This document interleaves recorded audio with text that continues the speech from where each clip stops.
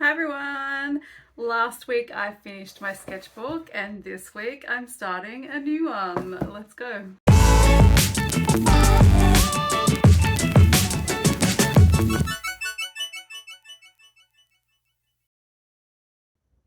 I want to thank you all so much for your support in my last video, the sketchbook tour.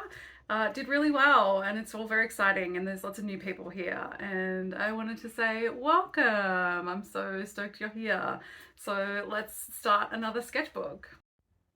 So I'm going to use the same sketchbook that I used last time. It was my first time using the Strathmore mixed media sketchbook and I absolutely loved it. The paper quality is incredible. It handles all kinds of media really well. It's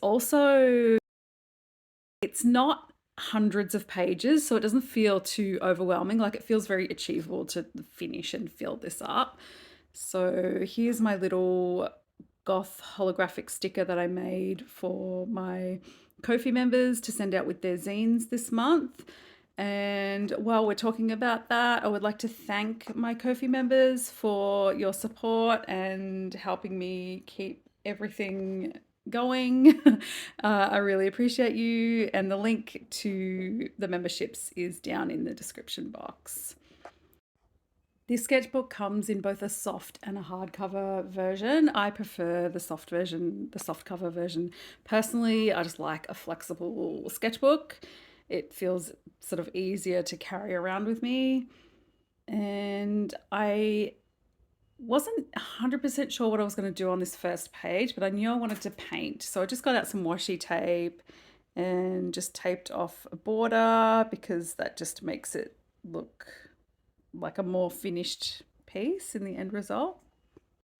My last sketchbook I'd started with Master Study and I had thought about doing that again this time, but then I ended up deciding to go with a self-portrait. I kept a little self-portrait sketchbook last year and I hadn't actually done a self-portrait since I finished that off. So I thought that I would start off this sketchbook with a self-portrait because I hadn't done one for a little while and I think it's good to keep up that regular practice. I don't usually show my sketching process in my videos either, but I actually quite like to watch other artists sketch and let me know if you want to see the sketching process because I'm happy to record it or I'm happy to leave it out if you just want to see the painting. Um, yeah, let me know what you like. But I just think it's interesting to sort of see it emerge from nothing. I don't tend to do a lot of erasing or corrections so much with my sketches. I keep them pretty rough and loose, and I tend to sort of sketch over the top if I need to correct rather than doing endless erasing and that sort of thing. So yeah, let me know in the comments if you like to see sketches. Echo also wanted to see me sketching and she had certainly some other ideas about me sketching on this day. So she just plopped herself down and that was the end of it. She's so cute though. I decided to do the underpainting in this Holbein acrylic wash in leaf green that I got recently. I absolutely love this color. For someone who never used to use a lot of green, I've been using green quite a bit lately, and this really like electric chartreuse green is my current favorite. And I love to put down a neon underpainting because I like to let it show through in certain areas in the finished piece, and you'll see that at the end, obviously. And then I go in with generally either a dark green, a blue, or a purple, and I block in all the shadows. That's how I start portraits. So I just, all the deeper tones I do in that color, and that sort of is how I start building up my layers.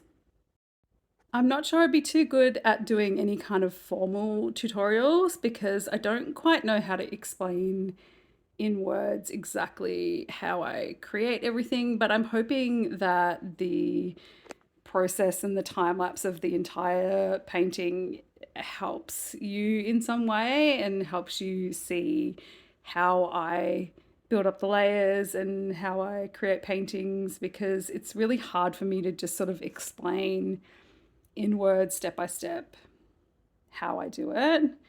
And that's some of the reason, like I tend to have really sped up time lapses of the entire painting, or sometimes I have quite edited. Why did I want to say edited?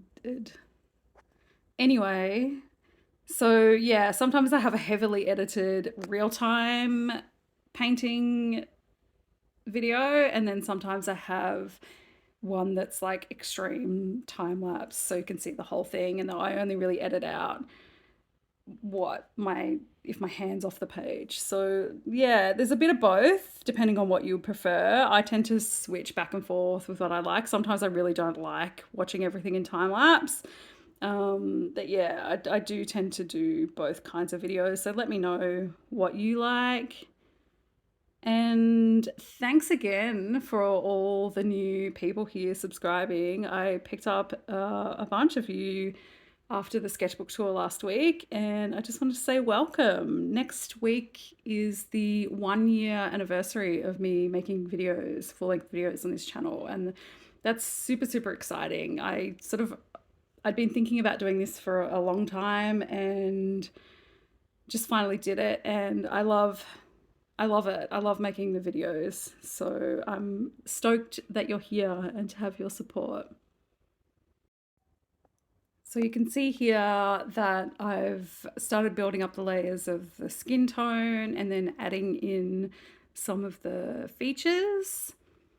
I took a couple of reference photos and I mixed them together for this piece. So initially I'd had one in with my hands in a different position, but I liked the hand position in one photo and then the face expression in another. So I just blended the two together when I did the sketch. And I love that green, that leaf green. It's so pretty. And then after I've sort of blocked in basic skin tone and shapes, then I just go in and add extra layers of depth just to build up the values, paint over the hair. And you'll notice that I also do that initial deeper color for the hair as well. It makes the finished piece look more cohesive because you do see bits of it peeking through. And then once I've finished painting, I tend to go in, and I've used gouache for this whole piece, by the way. I go in on top with color pencils just to add a little bit more texture and a little bit more depth. So I hope this has given you some indication on how I create portraits, what my process is. It does change from time to time, but generally it's starting with a neon color as an underpainting, going in with a deeper tone to block in the shadows, and then I just build up the layers. I like to use color pencil at the end to add a bit more texture and a bit more color. These pencils I'm using are the teasers, and I'll link as many products as I can in the description box down below. I always keep hair really loose and really rough. I don't know, I feel like if I had to do hair really accurately, it would take me hours and hours, and I just don't want to do that. So I get real lazy with the hair. Oops. And then I add in lashes with a fine liner, and then I just go, the very last step for me with portraits is the highlights in white gouache, just over the top. And that's what finishes everything off. Except for this piece, I was going to finish it here and just do the portrait, but then and I talked about this a bit in the last video in the sketchbook tour, I have been thinking about double exposure photography and blind contour drawing as a design element on top of illustrations, and I ended up pulling up some reference from Pinterest of some flowers and just doing some blind paintings of the flowers on top of the portrait, and I actually really love what this adds to this painting. So let me know what you think. And I used my favorite luminous red Holbein gouache to do that. So this is the finished piece. This is the first page of my sketchbook. I want to thank you so much for watching. I hope this gives you some inspiration, some ideas, and a bit of insight into how I create portrait paintings. So since I filmed this, I've actually filled in another page of my sketchbook, and that is these watercolor portraits of Hedy Lamarr. And I just used an indigo paint, so I just used one paint to do these. And I often work from right to left in my sketchbook because I'm left-handed and I don't want to smudge anything. Left-handers will know what I'm talking about. Thanks for being here, and I'll see you next time. Bye.